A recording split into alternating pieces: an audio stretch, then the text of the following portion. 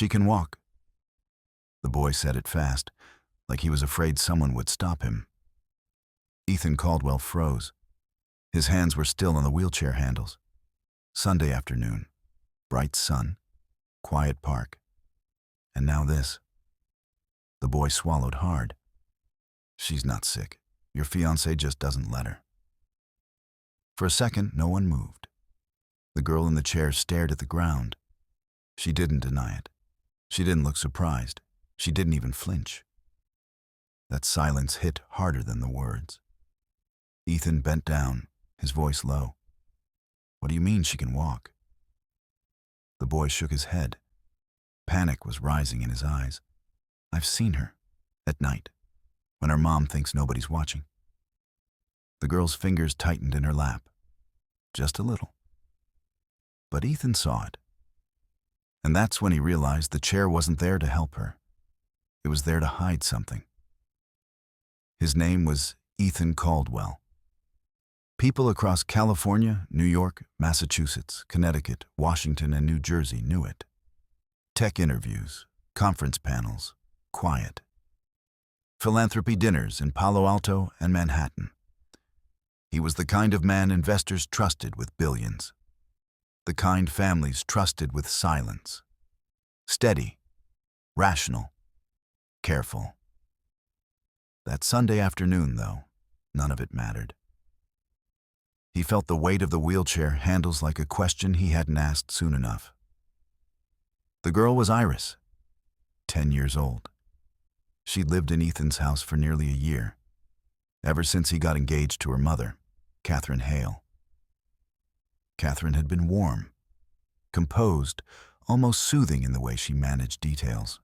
Appointments, forms, doctors, insurance. The wheelchair had arrived early in their relationship, rolled into Ethan's home like a fact that didn't invite debate.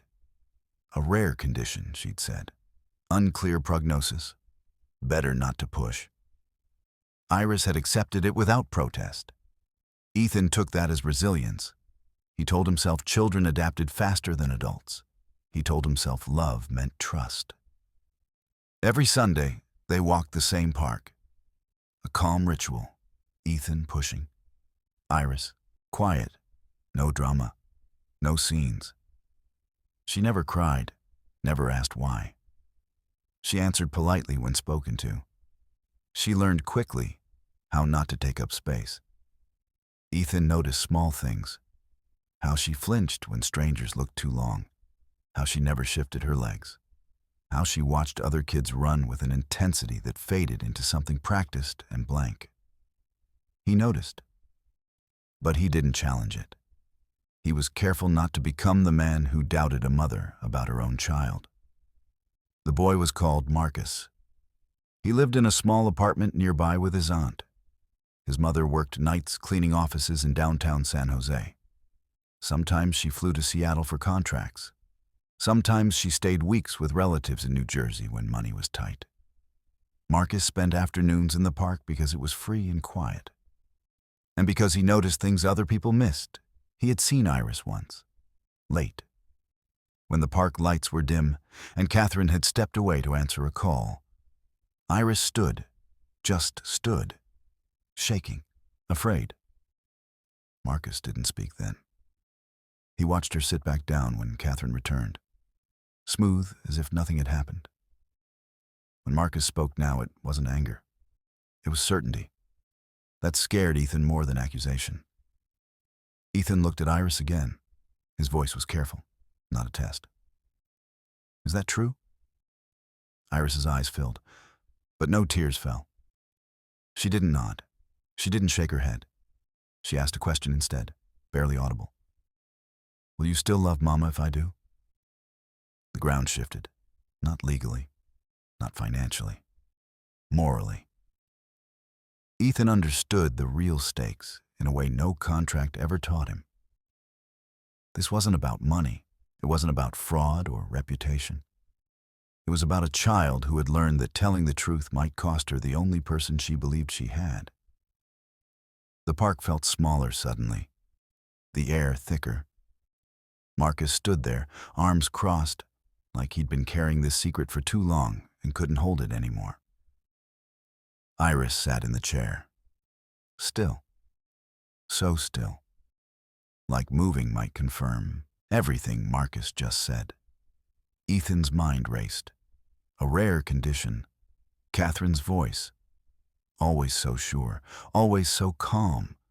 The doctors she mentioned but never scheduled. The appointments that got rescheduled. The forms he never actually saw. He thought about the nights Iris sat by the window. Never complaining, never moving, just watching. He thought about how Catherine always answered for her. How she adjusted the blanket, how she corrected her posture, how she spoke in that soft, loving voice that somehow made it impossible to question anything. Ethan straightened up. He didn't know what to say. He didn't know what to do. But he knew one thing. He wasn't pushing that chair the same way anymore. Marcus shifted his weight. "I'm not lying," he said quietly. "I know what I saw." Ethan believed him, not because Marcus was convincing, but because Iris hadn't denied it, and that silence was louder than anything Marcus could have said. Ethan looked down at Iris one more time. "We're going home," he said. His voice was steady, calm, but something had changed underneath. Iris nodded, small, obedient, like she always did. Ethan started pushing the chair again, slower this time. Marcus watched them leave, hands in his pockets, looking like he'd just handed over something heavy and wasn't sure if he should have kept it to himself. The walk back to the car was quiet. Ethan's mind wasn't. He kept replaying Marcus's words. "She can walk. Your fiancé just doesn't let her." And Iris's question. "Will you still love Mama if I do?" What kind of world had this child been living in? What kind of man had he been not to see it? They reached the car. Ethan lifted Iris gently into the back seat. She didn't make a sound. She never did. He folded the wheelchair, loaded it into the trunk, closed it. And for the first time in a year, he didn't feel like he was helping. He felt like he was part of the problem. The house absorbed problems quietly. That's what Ethan had always liked about it. The Atherton mansion was calm, immaculate, designed to make everything feel under control. But tonight, it felt like a trap. Catherine greeted them at the door, smiling, warm. How was the walk?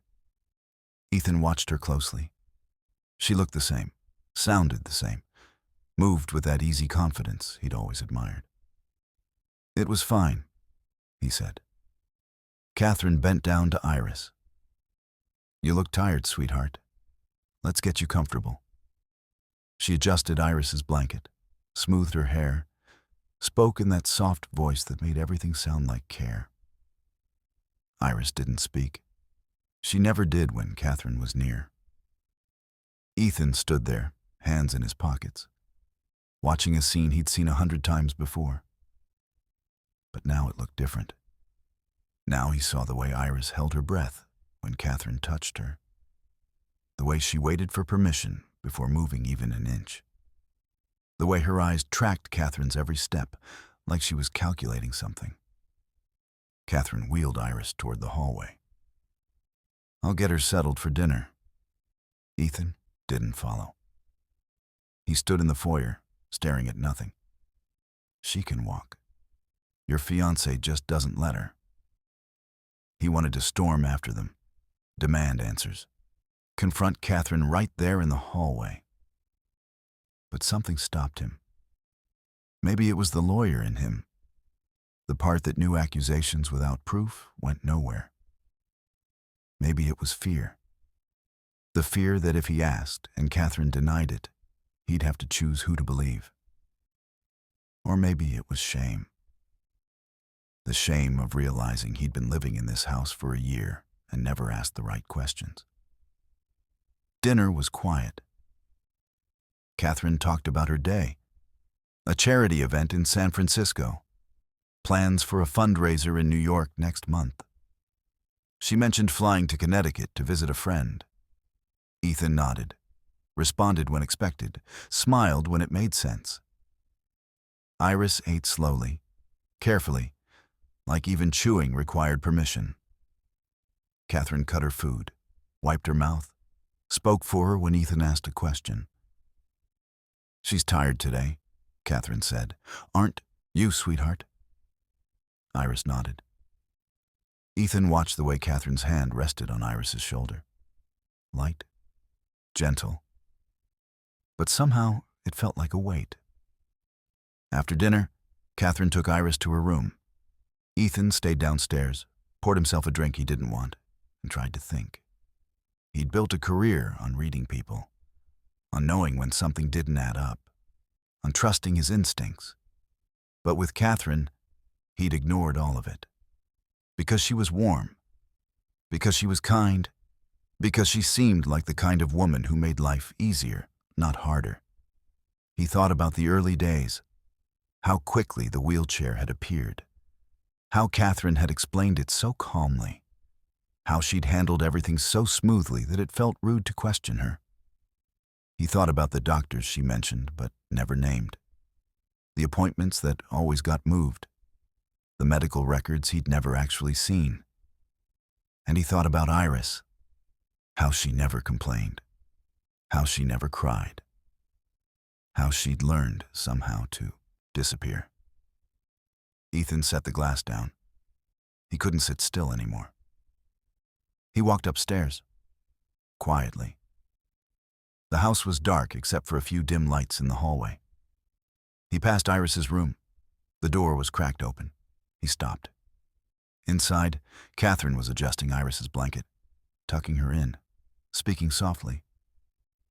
"You did so well today, sweetheart. I'm proud of you." Iris stared at the ceiling. "Mama?" "Yes, baby?" "That boy in the park. He was looking at me." Catherine's hand paused for just a second. Then she smiled. "People look sometimes. It's okay. They don't understand." "Understand what?" "How special you are. How much you need me." Iris didn't answer. Catherine kissed her forehead. "Get some rest.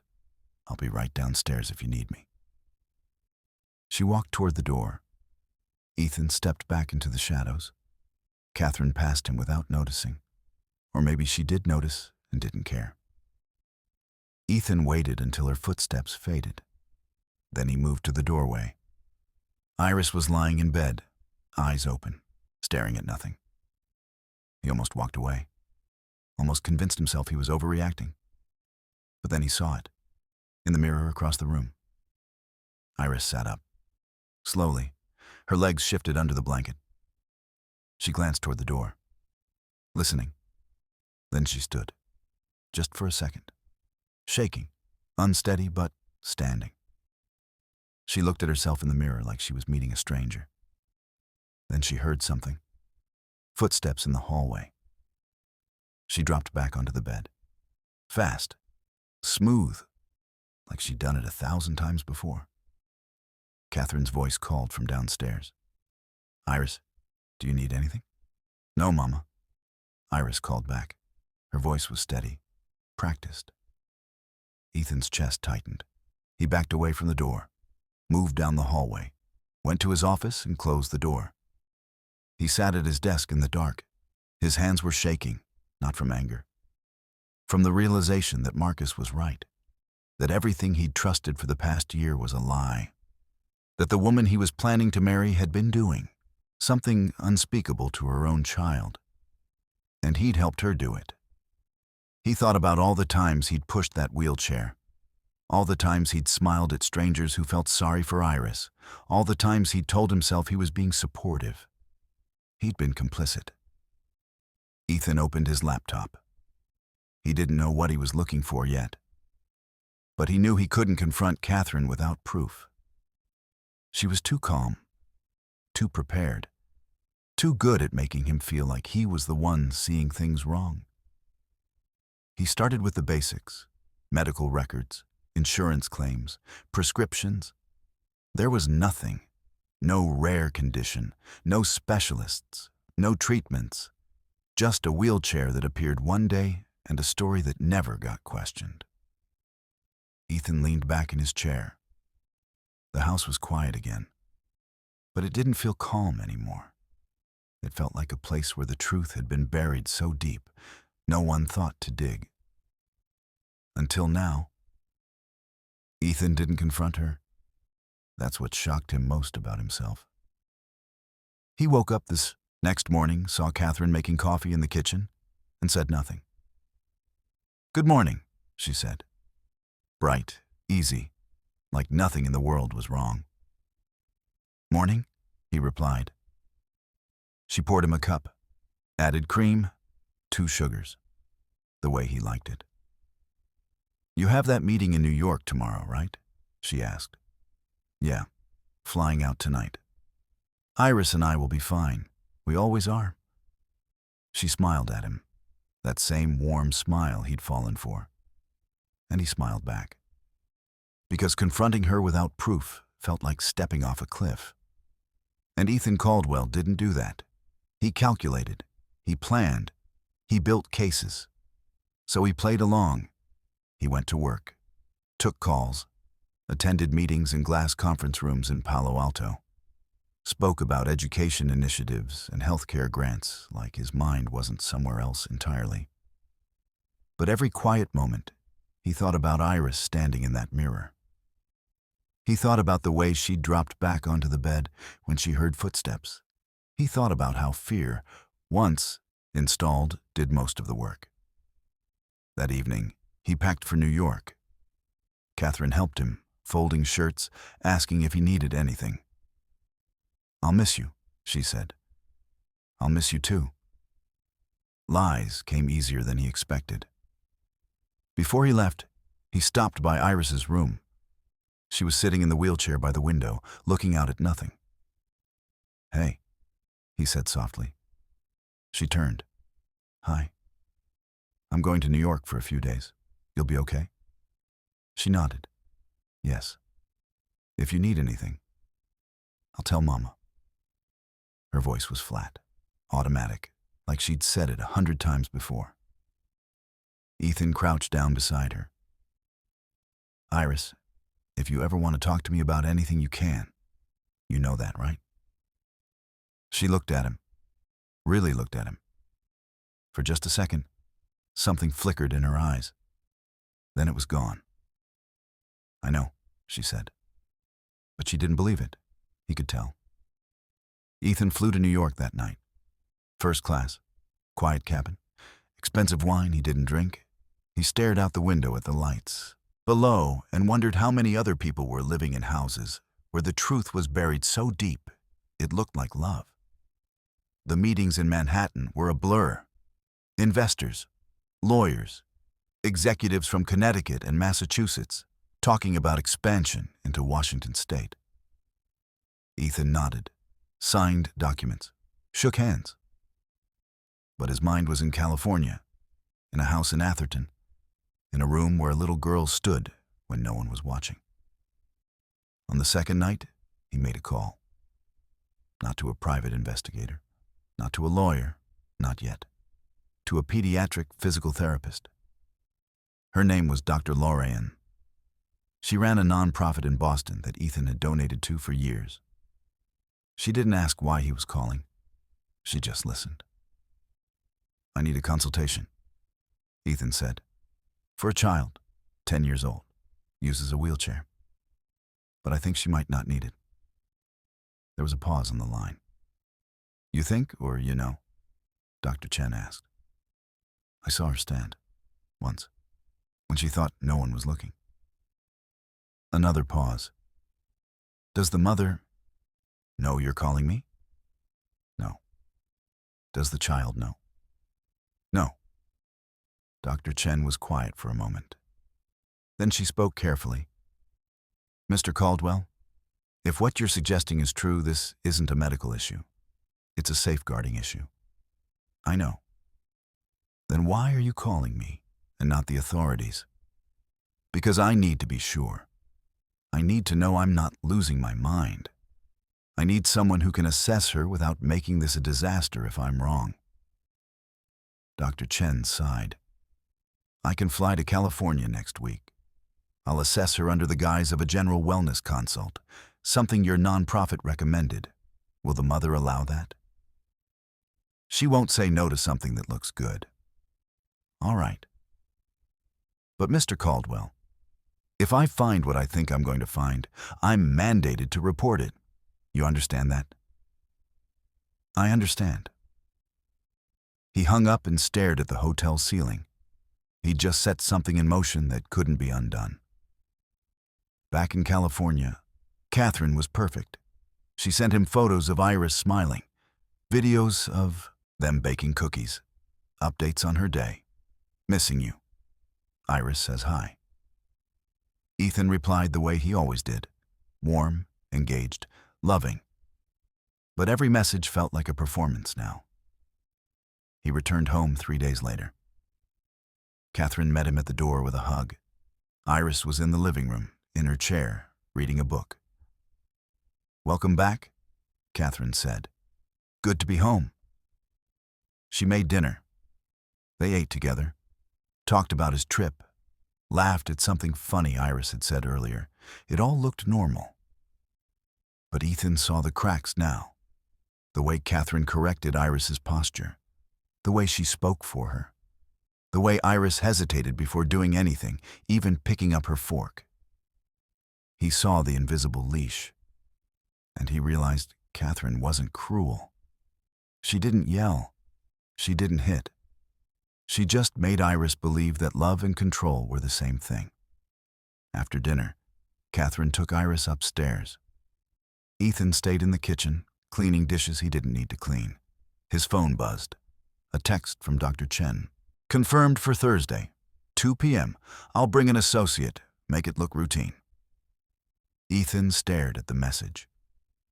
Thursday was 4 days away. 4 more days of pretending. 4 more days of watching Catherine tuck Iris in with that soft voice. 4 more days of being complicit. He deleted the text. That night, he couldn't sleep. He walked through the house, quiet as a ghost. He passed Iris's room again.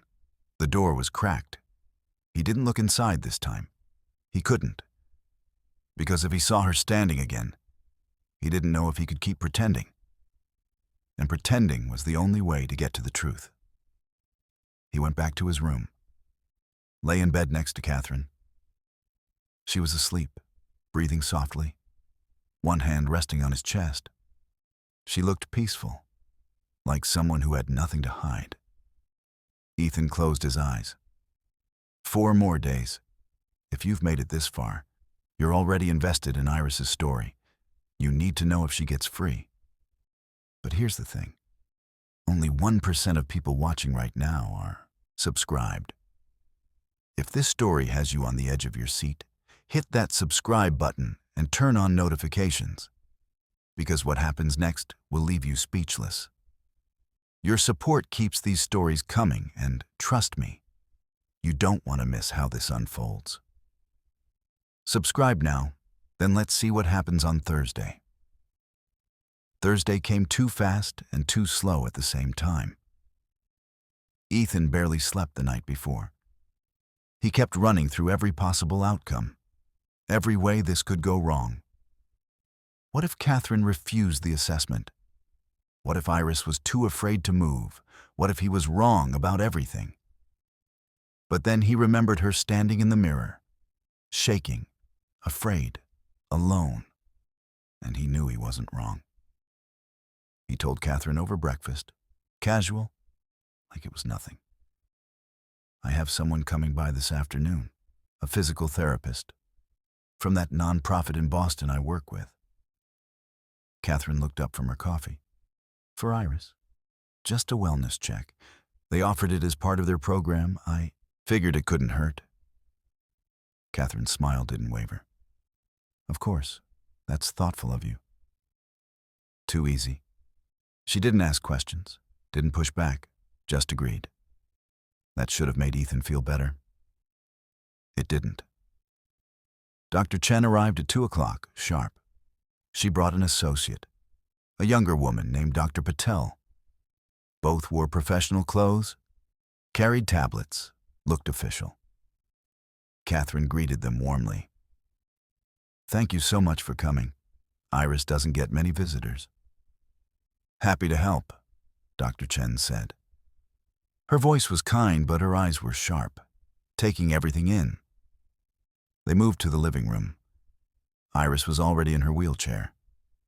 Catherine stood beside her, one hand on her shoulder. "This is Iris," Catherine said. "She's been doing so well lately." Dr. Chen smiled at Iris. "Hi, Iris. I'm Dr. Chen. This is Dr. Patel. We're just here to see how you're doing. Nothing scary, just some simple movements. Is that okay?" Iris looked at Catherine. Catherine nodded. "It's okay, sweetheart." Permission granted. Dr. Chen knelt down to Iris's level. "Can you tell me how you're feeling today?" "Good," Iris said quietly. "Any pain anywhere?" "No." "Do you like sitting in your chair?" Iris hesitated. Her eyes flicked to Catherine again. "She's had it for a while now," Catherine answered. "It helps her get around." Dr. Chen didn't look at Catherine. She kept her eyes on Iris. I asked Iris. The room went quiet. Catherine's smile tightened. "Just a little." "Of course, sorry." Dr. Chen turned back to Iris. "Do you like it?" "It's fine," Iris whispered. Dr. Patel took notes. "Iris, would it be okay if we did a few exercises?" Dr. Chen asked. "Nothing hard, just to see how your body moves." Iris looked at her mother. "It's okay," Catherine said. But her voice had changed.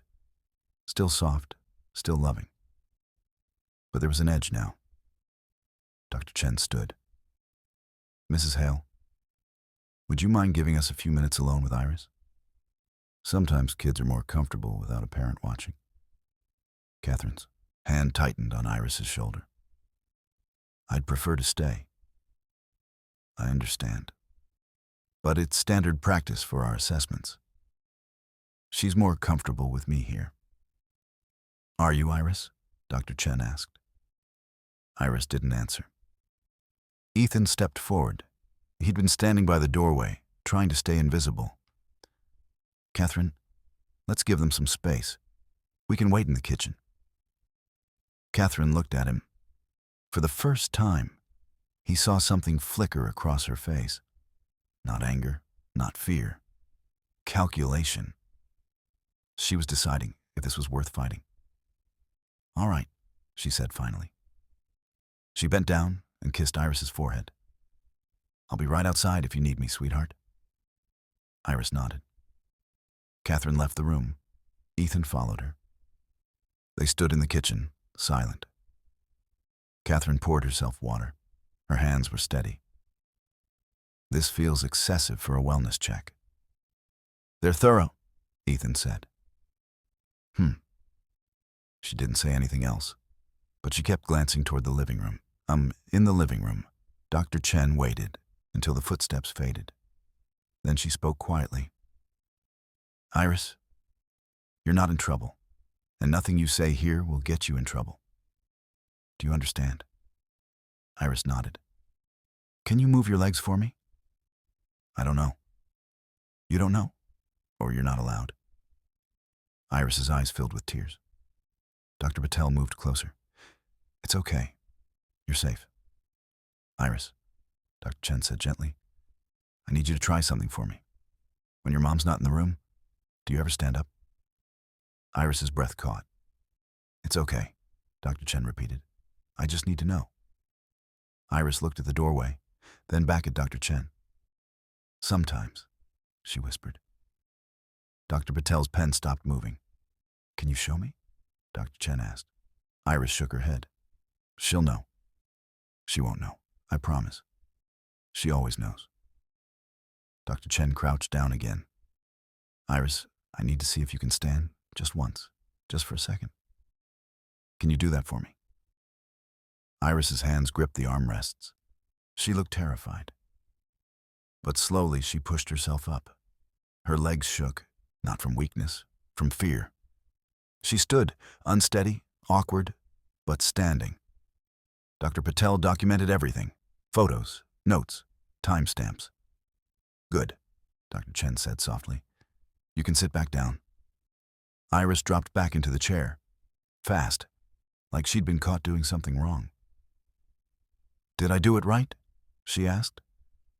Dr. Chen's jaw tightened. You did perfectly. In the kitchen, Catherine was still staring toward the living room. How long do these assessments usually take? She asked. However long they need, Ethan said. Catherine's smile didn't reach her eyes. 10 minutes later, Dr. Chen and Dr. Patel emerged. Their faces were calm, professional. Thank you for your time, Mrs. Hale, Dr. Chen said. How did she do? Catherine asked. We'll send our report to Mr. Caldwell's office. Catherine's smile froze. I'd like to see it too. Of course. Mr. Caldwell can share it with you. Catherine looked at Ethan. He nodded. The doctors left. Catherine closed the door behind them. She turned to Ethan. That was strange, she said. How so? They barely asked her anything. Maybe they got what they needed. Catherine studied him. Maybe. She walked back to the living room. Ethan didn't follow. He stepped outside. Dr. Chen was getting into her car. Well? He asked quietly. Dr. Chen looked at him. Her expression was hard. You were right.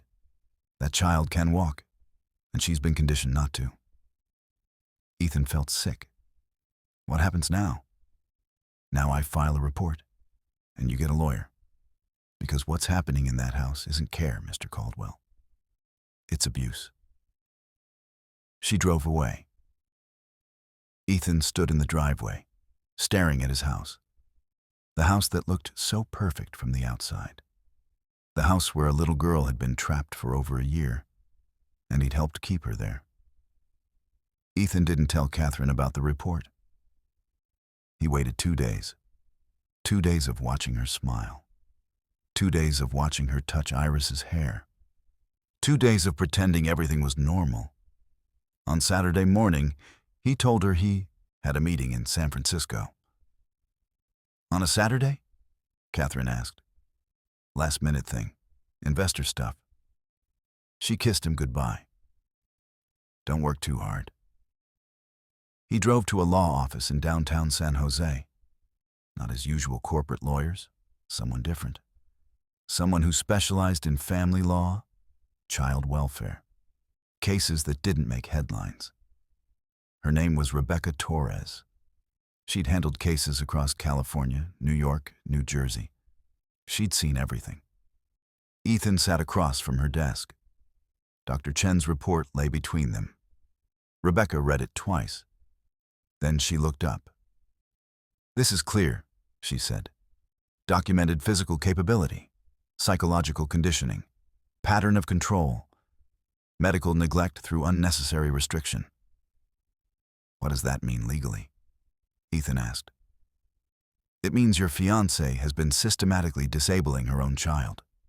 Not physically, mentally, and that's abuse. The word hung in the air. Abuse. Ethan had known it, but hearing a lawyer say it made it real. What happens now? Asked. Now you have choices. File a report with Child Protective Services, petition for emergency custody, involve law enforcement. What if I'm wrong? Rebecca looked at him.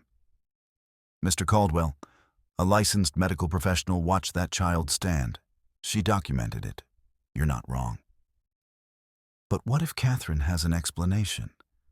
What if there's something I'm not seeing? Then she can explain it to CPS, to a judge. But right now, that child is in danger. Not from violence, from control. And every day you wait is another day she believes she can't walk. Ethan stared at the report. If I do this, Catherine will know I've been investigating her. Yes. She'll fight me. Yes. And Iris will be in the middle of it. Rebecca leaned forward. Iris is already in the middle of it. The question is whether you're going to get her out. Ethan didn't answer right away. He thought about Iris's question in the park. Will you still love Mama if I do? He thought about the way she stood in the mirror, alone, shaking, afraid. He thought about Catherine's hand on her shoulder, light as a feather, heavy as a chain. File the report, he said. Rebecca nodded. I'll start the paperwork.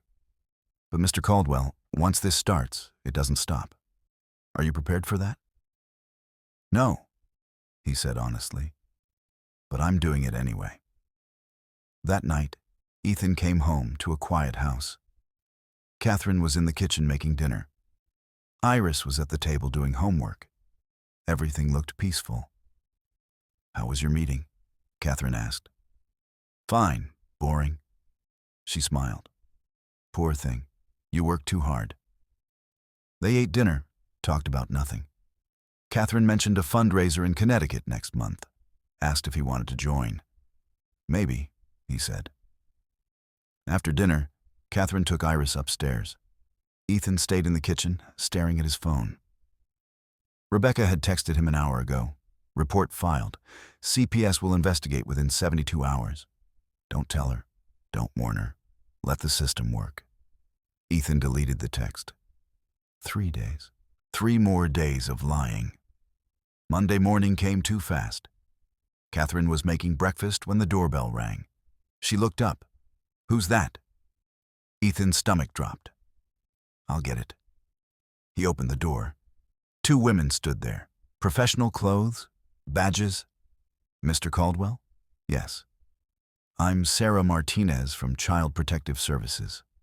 This is my colleague, Officer Dean. We need to speak with you about Iris Hale. Catherine appeared behind him. What's going on? Sarah looked past Ethan.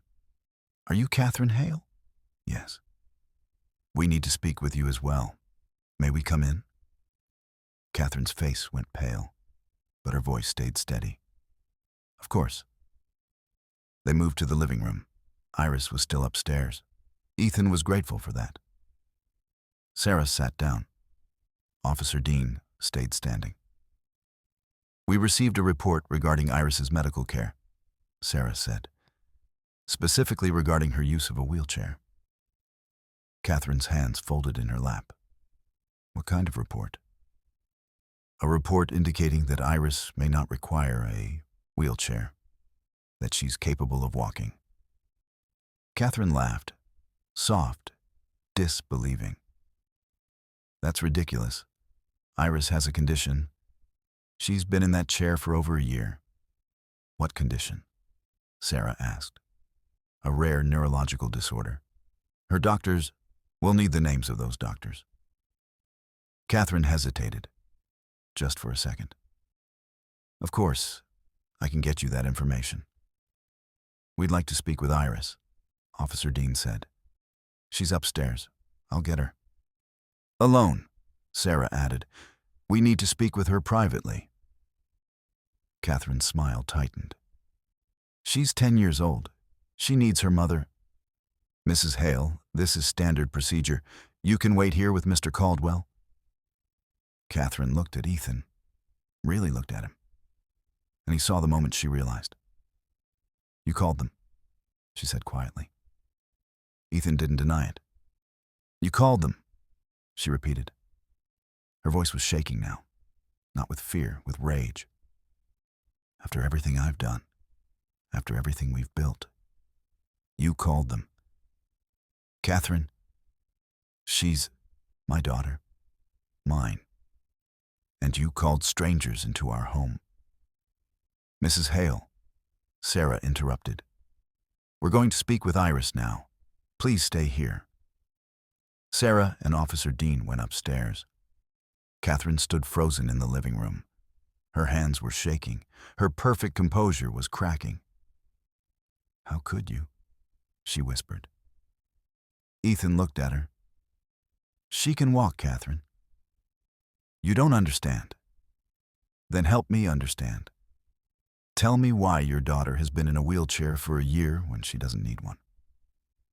Catherine's eyes filled with tears. To keep her safe. Safe from what?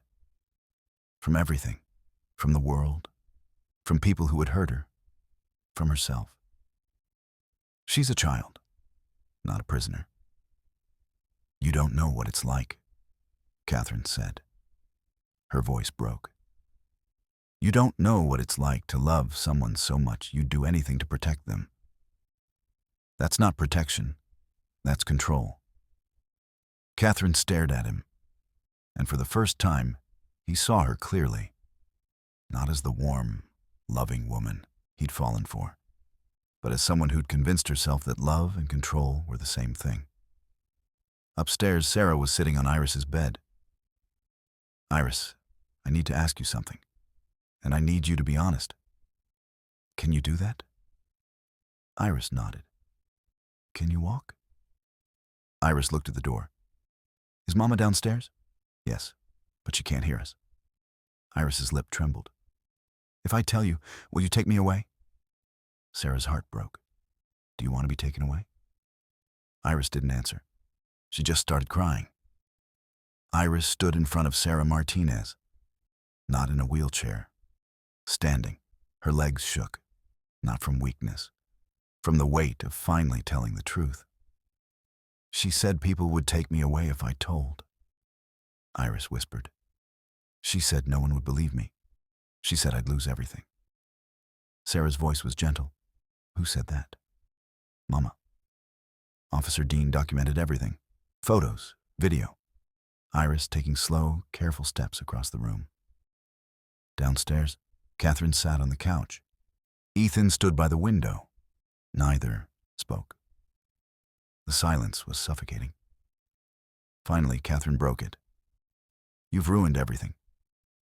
I saved her, Ethan said. From what? From being loved? From being protected? From being trapped?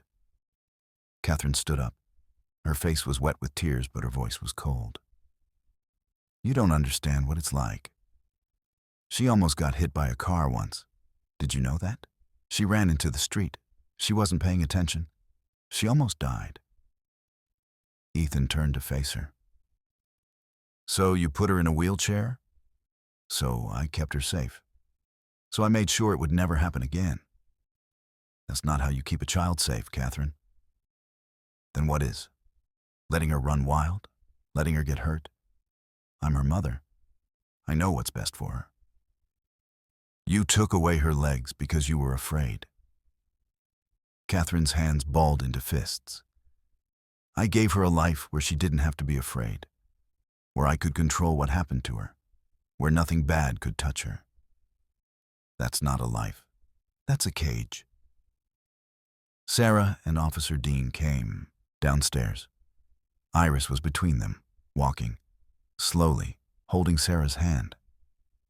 Catherine's breath caught when she saw her. Iris, she said. Her voice cracked. Baby, what are you doing? Iris didn't look at her. She kept her eyes on the floor. Mrs. Hale, Sarah said, we need to take Iris for a full medical evaluation, and we'll need you to come with us to answer some questions. Questions about what? Catherine's voice was rising. About how I took care of my daughter? About how I protected her? About why she was in a wheelchair when she didn't need one. She did need it. She needed it because the world is dangerous and I couldn't lose her. Mama, stop. Iris's voice was quiet, but it cut through everything. Catherine froze. Iris looked up, tears streaming down her face. I can walk. I've always been able to walk.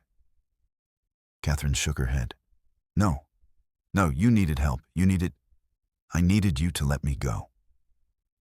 The room went silent. Catherine's face crumpled. I was protecting you. You were hurting me. Catherine reached for her. Iris stepped back. That small movement broke something in Catherine.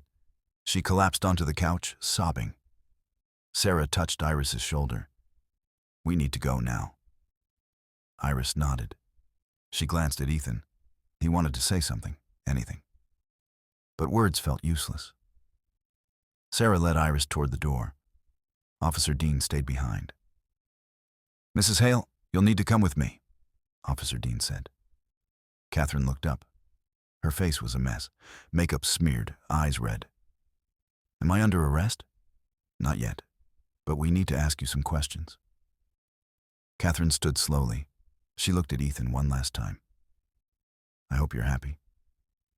"I'm not," Ethan said honestly. "But she will be." Catherine left with Officer Dean.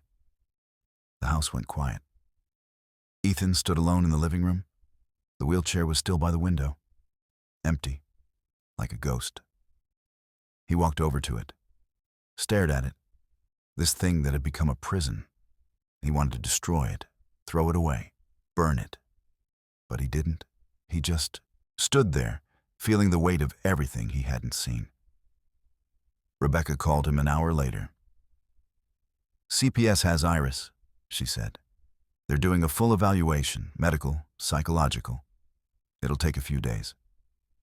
"And Catherine?" "She's being questioned. They'll determine if charges will be filed. But based on the evidence, it's likely." "What happens to Iris?" "Temporary foster care until the investigation is complete. Then a custody hearing." Ethan's chest tightened. "Foster care? She doesn't know anyone. It's protocol, Mr. Caldwell.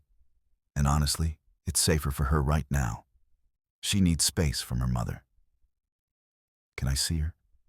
"Eventually, but not yet. She needs time to process everything."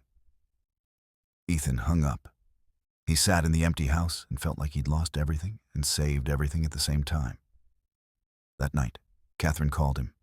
He almost didn't answer. But he did. "Ethan." Her voice was small, broken. "Catherine, they're taking her away from me." "You took yourself away from her." "I was trying to keep her safe." "You were trying to keep her controlled. There's a difference." Catherine was quiet for a long time. Then she said, "Do you think I'm a monster?" Ethan thought about it, really thought about it. "No," he said finally. "I think you're someone who loved too hard and hurt too much. I think you're someone who was so afraid of losing your daughter that you made her disappear." Catherine sobbed on the other end of the line. "I can't lose her." "You already did." She hung up. Ethan sat in the dark house, the house that had looked so perfect from the outside. He thought about Iris walking for the first time in a year. He thought about how her legs had shaken, how she'd cried, how she'd said she needed her mother to let her go. He thought about Marcus, the boy in the park who'd been brave enough to speak. And he thought about himself, the man who'd pushed a wheelchair for a year without asking the right questions. 3 weeks later, Ethan got a call from Rebecca. "The custody hearing is scheduled," she said. "Catherine's been charged with child endangerment and psychological abuse. She's not getting Iris back." "Where will Iris go?" "That's up to the court. But Mr. Caldwell, there's something you should know." "What?" "Iris asked about you. She asked if you were coming to the hearing." Ethan's throat tightened. "What did you tell her?" "I told her you would be. If you want to be." "I do." "Good. Because she's going to need people who actually see her. Not who she's supposed to be, but who she is." Ethan hung up. For the first time in weeks, he felt like he could breathe. Iris walked into the courtroom on her own 2 feet. Everyone stared. The judge, the lawyers, the social workers. Even the court reporters stopped typing for a second. She was walking, slowly, carefully, like she was still learning what her legs could do. Ethan sat in the back row. He hadn't seen her in 3 weeks. She looked different, taller somehow, like standing up had given her back something she'd lost. She saw him. Their eyes met. She didn't smile, but she nodded. Just a little. That was enough. The hearing started. Rebecca stood up first. Your Honor, this case involves systematic psychological abuse. A mother who used medical equipment as a tool of control. A child who was conditioned to believe she couldn't walk when she physically could. The judge looked at the file, then at Iris. Is this true? Iris's voice was quiet but clear. Yes. Can you tell me what happened? Iris glanced at the social worker beside her. The woman nodded encouragingly. My mom put me in the wheelchair after I almost got hit by a car, Iris said. She said it was to keep me safe. But then she never let me out of it. She said if I tried to walk, something bad would happen. She said people would take me away if anyone found out I could walk. Did you believe her? Yes, I was scared. Are you still scared? Iris looked at Catherine. Her mother sat across the room, staring at the table. She looked smaller somehow, defeated. A little, Iris admitted, but not as much. The judge turned to Catherine. Mrs. Hale, do you have anything to say? Catherine stood. Her lawyer tried to speak, but she waved him off. I was protecting her, Catherine said. Her voice was shaking. That's all I was ever doing, protecting her. From what? The judge asked. From getting hurt, from the world, from everything that could go wrong. By taking away her ability to move freely, by keeping her close, by making sure I always knew where she was, that she was safe. The judge's expression didn't change. Mrs. Hale, what you call protection, the law calls abuse. You psychologically disabled your own child. Do you understand that? Catherine's face crumpled. I never hurt her. I never hit her. I loved her. Love doesn't confine, Mrs. Hale. Love doesn't control. Catherine sat down. She was crying now. Quiet tears that no one acknowledged. The judge reviewed the documents, medical reports, psychological evaluations, witness statements. Finally, she spoke. Based on the evidence presented, I'm removing Iris Hale from her mother's custody. Mrs. Hale, you'll be allowed supervised visitation only. Iris will be placed in foster care until a permanent arrangement can be made. Catherine's lawyer stood. Your Honor, Mrs. Hale has no criminal record. She's cooperated fully with the investigation. She systematically disabled her child, counselor. Cooperation doesn't erase that. The gavel came down. Catherine looked at Iris one last time. I'm sorry, she whispered. Iris didn't respond. After the hearing, Ethan waited outside. He didn't know if Iris wanted to see him, didn't know if he had any right to be there. But then she came out, walking beside her social worker. She saw him and stopped. Hi, he said. Hi. They stood there awkwardly. Too much had happened. Too much had changed. You're walking, Ethan said. It was a stupid thing to say. But it was all he had. Yeah. Iris looked down at her feet. It's weird. I forgot what it felt like. Are you okay? She shrugged. I don't know. Everyone keeps asking me that. Sorry. It's okay. She paused. Thank you for calling them, for getting me out. Ethan's throat tightened. I should have done it sooner. You didn't know. I should have. Iris looked at him, really looked at him. Are you mad at her? Your mom? Yeah. Ethan thought about it. I'm sad for her, and angry, and disappointed, all at once. Me too. The social worker touched Iris's shoulder. We need to go. Iris nodded. She looked at Ethan one more time. Will I see you again? If you want to. I do. She walked away, still slow, still careful, but walking. Ethan stood there long after she was gone. Rebecca found him 20 minutes later. How are you holding up? She asked. I don't know. It's a lot. Yeah. Rebecca handed him a folder. Foster placement details. They found a good family. Experienced. Kind. They've dealt with trauma cases before. Ethan opened it, read the names, the address, the background. Can I visit her? Not right away. She needs time to adjust, but eventually, yes. And Catherine? Supervised visits only, once a month, with a therapist present. Ethan closed the folder. Do you think Iris will ever forgive her? Rebecca was quiet for a moment. I don't know.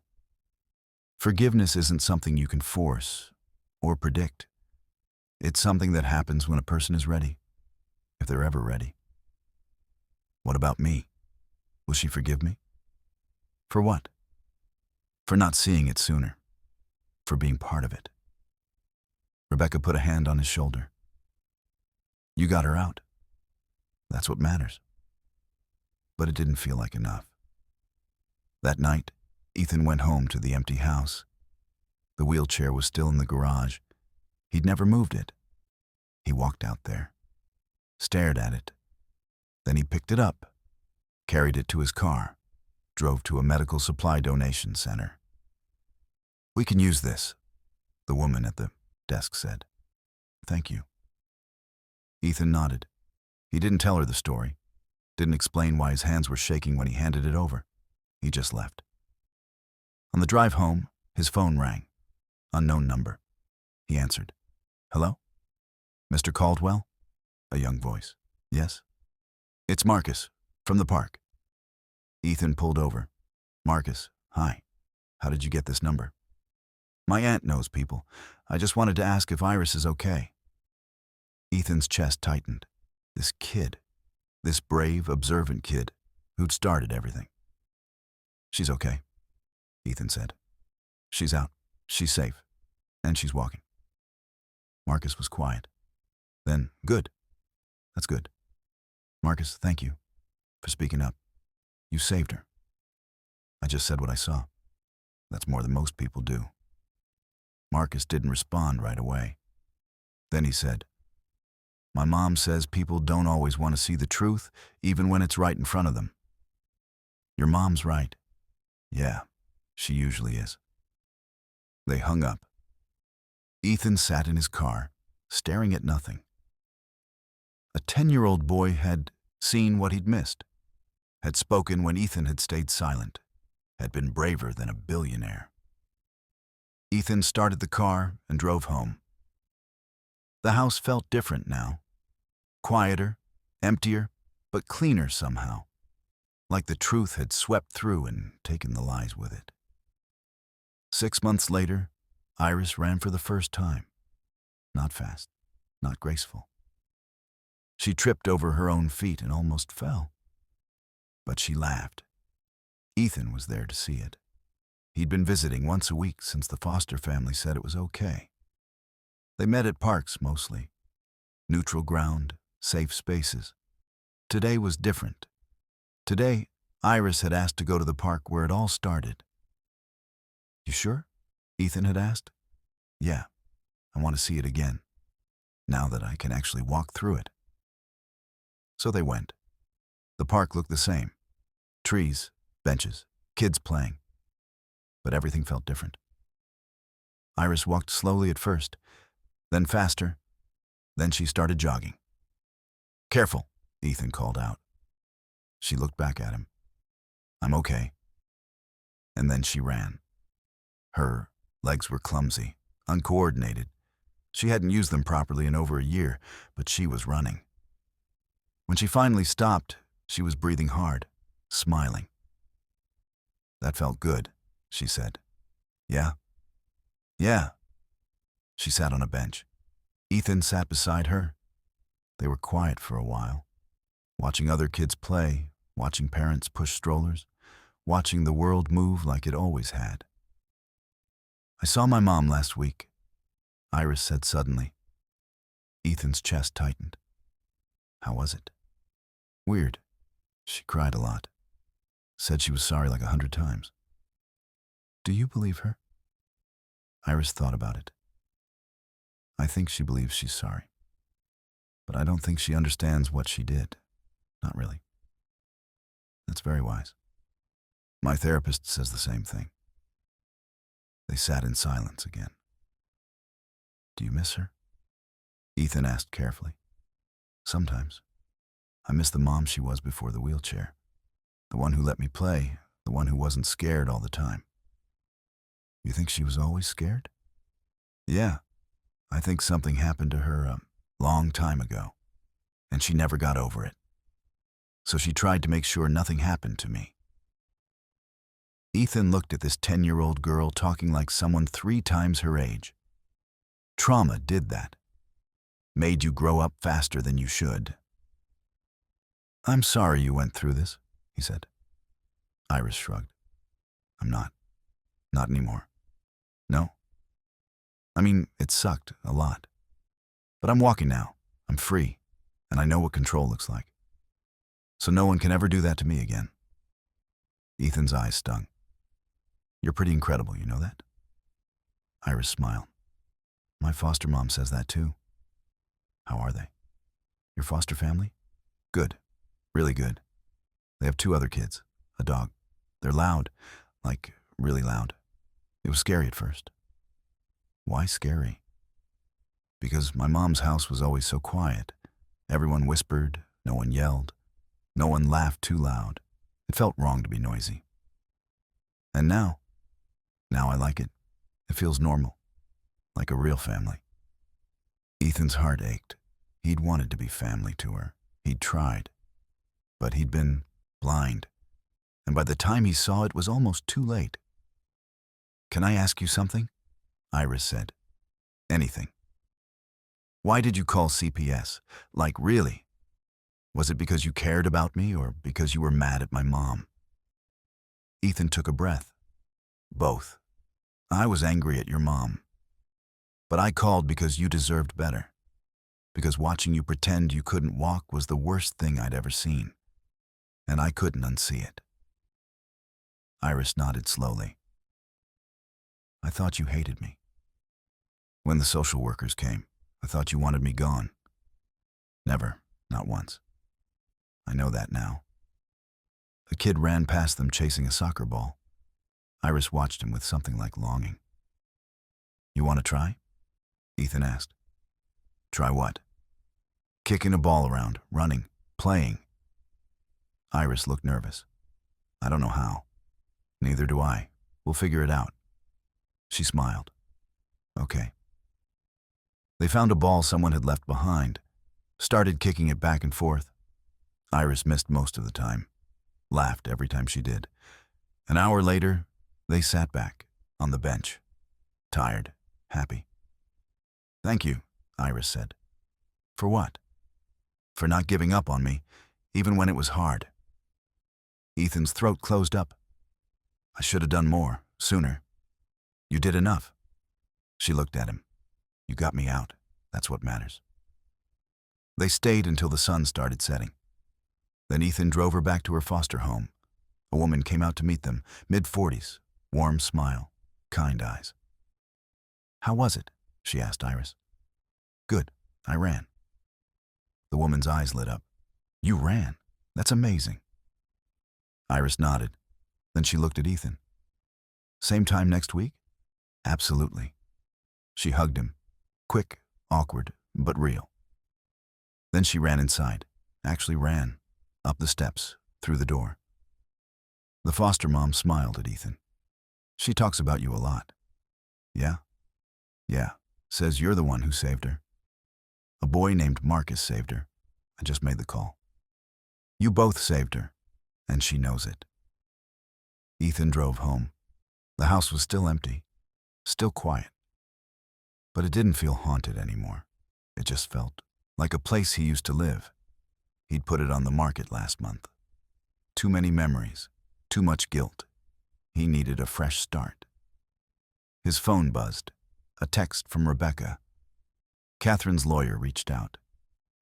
She wants to write Iris a letter, asking if you think that's a good idea. Ethan stared at the message.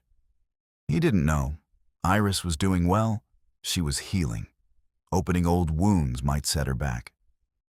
But Catherine was still her mother, still the person who'd loved her in the only broken way she knew how. He texted back, "Ask Iris. Let her decide." Because that's what this was really about. Giving Iris the choice, the control, the power to say yes or no. The power her mother had taken away. 2 days later, Rebecca called. Iris said yes to the letter. She wants to read it with her therapist present, but she's willing. How is she? Nervous, but strong. Stronger than most adults I know. Ethan thought about Iris running in the park, tripping, laughing, free. Yeah, he said, she really is.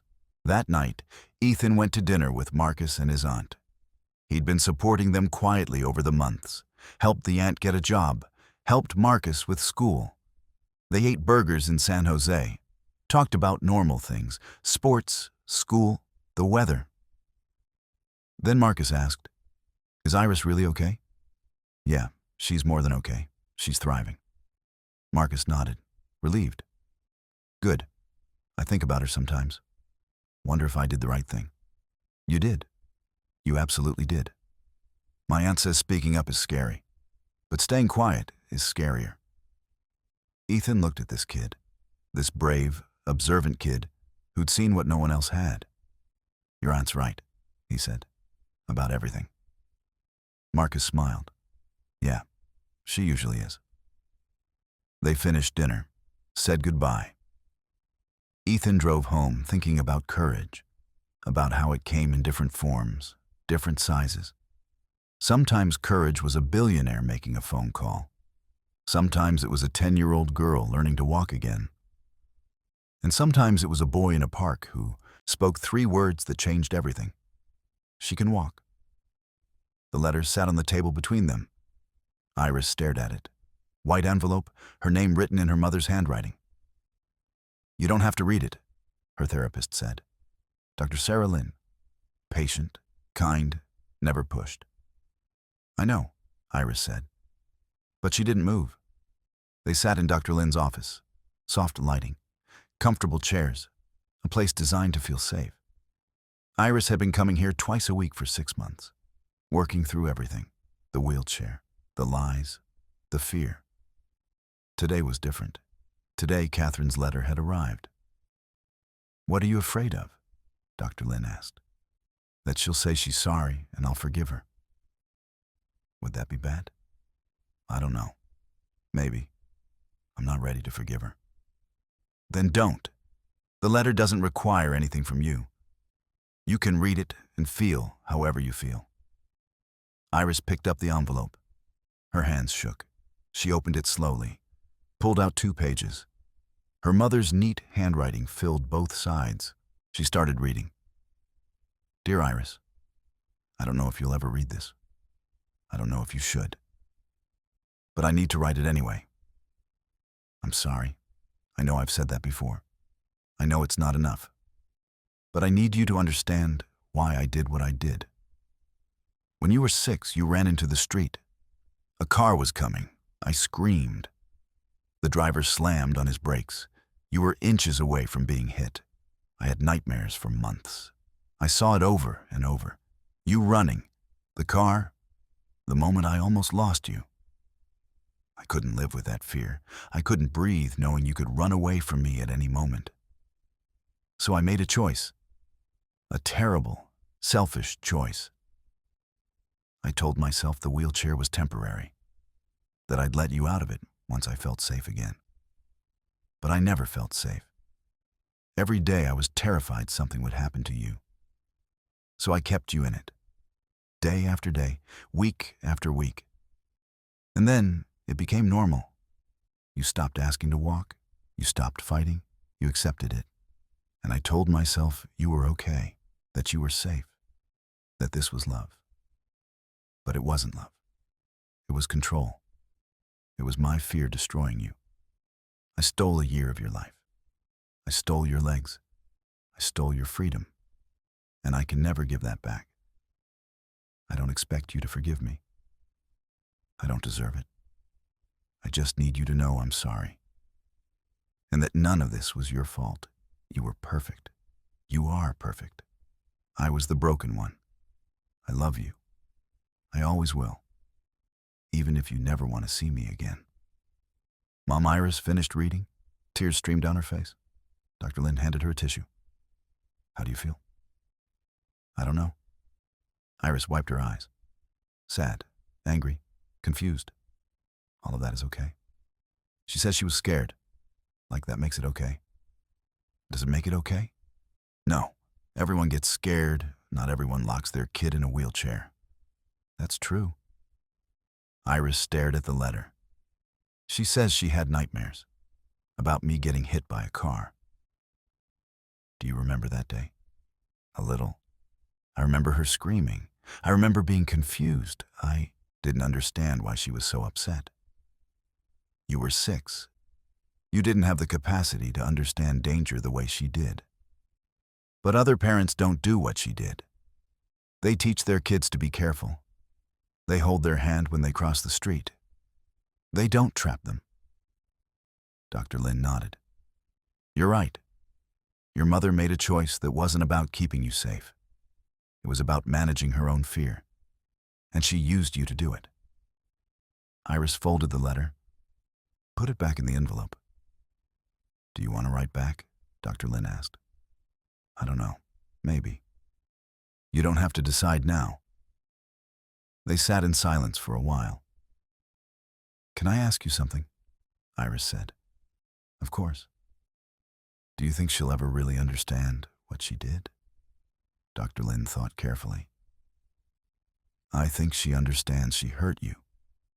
But understanding the depth of that harm, the way it shaped you, that takes work, therapy, honesty. And I don't know if your mother is willing to do that work. The supervised visits are weird. She cries every time. Says she misses me. But she never asks how I'm doing. Not really. She just talks about how hard this is for her. How does that make you feel? Like even now, it's still about her, not me. Dr. Lin leaned forward. Iris, you're allowed to set boundaries. With your mother. With anyone. You're allowed to say what you need and what you don't. What if I don't want to see her anymore? Then you don't have to. But what if she gets worse? What if she hurts herself because I won't see her? That's not your responsibility. Your job is to heal, to grow, to live your life. Her job is to deal with the consequences of her choices. Iris looked down at the envelope. I think I want to write back. Okay. What do you want to say? Iris thought for a long moment. Then she said, I want to tell her I'm glad she's sorry. But sorry doesn't fix anything. And I need time.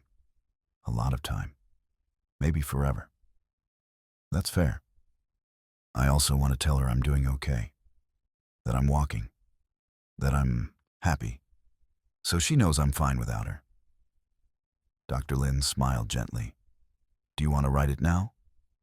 No, not yet. I need to think about it more. Take all the time you need. After the session, Iris met Ethan outside. They'd planned to get ice cream. How was it? He asked carefully. Hard, but good. Do you want to talk about it? Not yet. Can we just get ice cream? Absolutely. They drove to a shop in Palo Alto. Sat outside, watched people walk by. Iris got chocolate. Ethan got vanilla. My foster mom says I might be able to stay with them permanently, Iris said. Like adoption. Ethan's chest tightened. How do you feel about that? Scared, but good scared. Like things are actually going to be okay. They are. You're going to be okay. Iris licked her ice cream. Do you think my mom will ever be okay? Ethan chose his words carefully. I think she'll survive. But I don't know if she'll heal. Healing requires looking at yourself honestly. And that's really hard. Have you done it? Looked at yourself honestly? I'm trying. every day. What do you see? Someone who missed too much, who trusted too easily, who should have asked more questions. Iris looked at him. You know it's not your fault, right? What she did? I know. But I was there. I could have stopped it sooner. You stopped it when you saw it. That's what matters. Ethan's eyes burned. This kid. This impossibly wise kid. When did you get so smart? He asked. Iris smiled. Therapy. Twice a week. Highly recommend. They finished their ice cream, drove back to her foster home.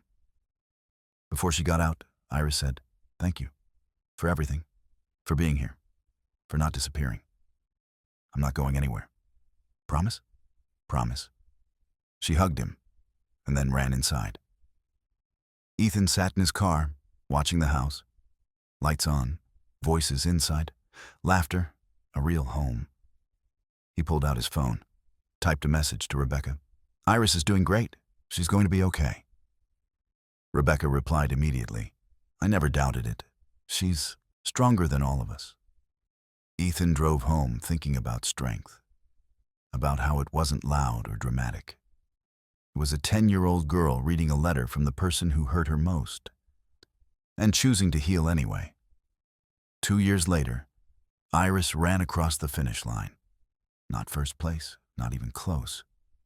But she finished. Her foster parents cheered from the sidelines. Her foster siblings jumped up and down. The dog barked. Ethan was there too, clapping, smiling, proud.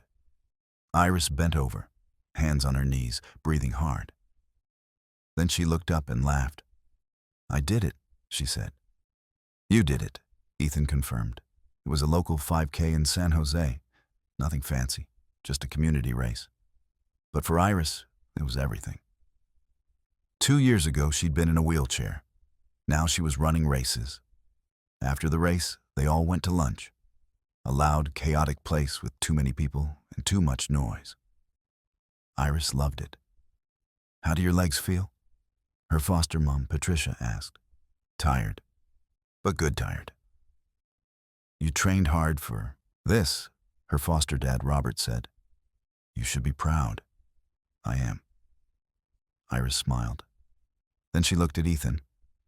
"Are you staying for dinner?" "If you want me to." "I do. We're making lasagna." "Then I'm staying."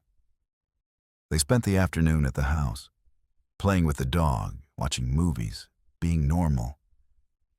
Ethan had sold his mansion in Atherton, moved to a smaller place in Mountain View, closer to Iris, closer to what mattered. He didn't work as much anymore, still involved in philanthropy across California, New York, Massachusetts. Still did consulting work in Connecticut and Washington. But he'd learned to slow down, to pay attention, to not miss what was right in front of him. That evening, after dinner, Iris asked if they could talk. Alone. They sat on the back porch. The sun was setting. Everything was quiet. "I wrote back to my mom," Iris said. Ethan's chest tightened. "When?" "Last month. I didn't tell anyone." "What did you say?" Iris pulled a folded paper from her pocket. "I made a copy, in case I needed to remember what I said." She handed it to him. He read it slowly. "Dear Mom, thank you for your letter. I read it a lot. I cried every time. I believe you're sorry. I believe you were scared. But being scared doesn't make what you did okay. You took a year of my life. You made me think I was broken when I wasn't. You taught me that love meant control, and I'm still unlearning that. I'm doing okay now. I have a family that lets me run, that lets me fall, that lets me be loud and messy and free. I don't know if I'll ever forgive you. Maybe one day, maybe never. But I need you to know I'm not angry anymore. I'm just sad. Sad for what we could have been. I hope you get help, real help, so you can understand what you did. Not just that you hurt me, but why. I don't want to see you right now. Maybe later, maybe not. I need to decide that for myself. Take care of yourself. Iris. Ethan folded the letter carefully, handed it back. That's really brave. You think so? I know so. Setting boundaries with someone you love is one of the hardest things to do. Do you think she'll be mad? Maybe. But that's not your problem. You said what you needed to say. How she responds is on her. Iris nodded. She was quiet for a moment. Then she said, I don't miss her anymore. Is that bad? No, it's honest. I used to cry at night, missing her, missing who I thought she was. But now I just feel nothing. That might change, or it might not. Either way is okay. Patricia says the same thing. She says feelings aren't good or bad. They just are. Ethan smiled. Patricia's smart. Yeah, she really is. Iris looked at him. Can I ask you something? Always. Do you still think about that day? In the park, when Marcus told you?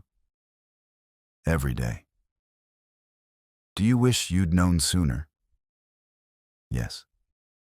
But I'm grateful I know it all. Some people never see the truth, even when it's right in front of them. Iris picked at the wood on the porch railing. Marcus started a scholarship program. Did you know? I heard. For kids who speak up when they see something wrong. I applied for it. Ethan's eyebrows rose. You did? Yeah. I wrote an essay about what happened, about being trapped, about being free, about how speaking up saved my life. Did you win? Iris smiled. They told me yesterday. I got it. Ethan's eyes burned. Iris, that's incredible. I'm going to use it for therapy and for track. I want to keep running. You should. You're good at it. I'm really not. Iris laughed. But I love it, and that's enough. They sat in comfortable silence, watching the sky change colors. I'm getting adopted, Iris said suddenly. Officially, next month. Ethan's heart clenched. That's wonderful. I'm scared. Why? Because what if it doesn't work out? What if they change their mind? What if I mess it up? Iris, look at me. She did. You're not going to mess it up. And they're not going to change their minds. They chose you. And they're going to keep choosing you. Every single day. Iris's eyes filled with tears. How do you know? Because I see the way they look at you. The way they show up. The way they let you be exactly who you are. That's not something people fake. You show up too? I try. You do more than try. You're here. You've always been here, even when it was hard. Ethan's throat closed. You made it easy. Liar. Iris laughed through her tears. I was a mess. You were healing. There's a difference. They hugged. Long, tight, real. When they pulled apart, Iris said, Will you come to the adoption? If you want me there. I do. You're part of this, part of my story. Then I'll be there. Inside, Patricia called them for dessert. They went in together. The house was loud, full, alive. Iris belonged here, really belonged. Later, Ethan drove home. The streets were quiet. The night was clear. He thought about Marcus, the boy who'd spoken 3 words that changed everything. He thought about Catherine, the woman who'd loved so hard she destroyed what she loved most. He thought about Iris, the girl who'd learned to walk again, to run, to be free. And he thought about himself, the man who'd finally learned where the danger actually was, not in the world outside, but in the silence inside. The silence that lets harm continue because speaking up feels too hard. The silence that confuses control with care. The silence that watches and does nothing. Ethan had broken that silence. So had Marcus. So had Iris. And because they did, a little girl who'd been trapped for a year was now running races. That was enough. That was everything. 6 months later, Ethan got a message from an unknown number. This is Catherine. I wanted you to know I'm in therapy. Real therapy. I'm working on understanding what I did. I don't expect forgiveness, but I wanted you to know I'm trying. Ethan stared at the message for a long time. Then he typed back, I'm glad you're getting help. Keep going. He didn't say more. Didn't need to. Some stories don't end with forgiveness. They end with people doing the hard work to become better. That was enough too. Ethan put his phone away, looked out at the California sky, and for the first time in years, he felt at peace. Because the truth had won, and Iris was free. If this story moved you, don't keep it to yourself. Share it with someone who needs to hear it. And if you haven't subscribed yet, now's the time. I'll see you in the next story.